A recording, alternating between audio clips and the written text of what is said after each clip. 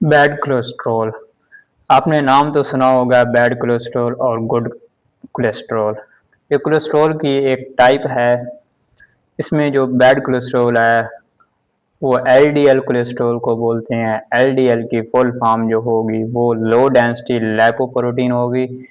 अगर इसके फंक्शन की बात करें, ये हमारी बॉडी में क्या काम करता है, तो इसके नंबर वन पे आएगा, ये हमारे सेल की सेल मेम्ब्रेन बनाने में हेल्प करता है और कुछ हार्मोन्स जो हैं वो प्रोड्यूस करने में हेल्प आउट करता है, लाइक टेस्टोस्टेरोन और एस्ट्रोजन कोर्टिसोल जैसे हार्मोन को प्रोडक्शन करवाता है। और यही एलडीएल कोलेस्ट्रॉल जो है ये विटामिन डी को बनाने में हेल्प करता है। इसके अलावा ये हमारे सेल को रिपेयर करने में काफ़ी हेल्पफुल होगा।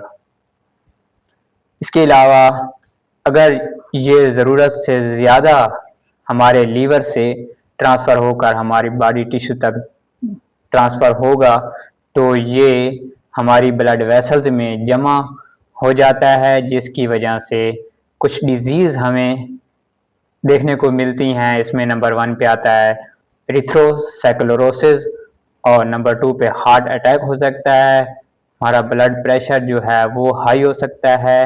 इसके अलावा स्ट्रोक का मसला हो सकता है।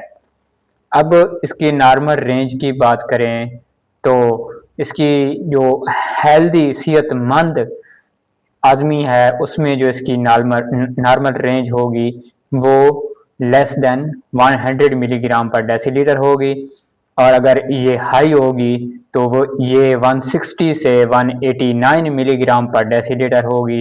अगर वेरी हाई की बात करें तो इसकी जो रेंज होगी वो 190 मिलीग्राम पर डेसीलीटर से ज़्यादा होगी।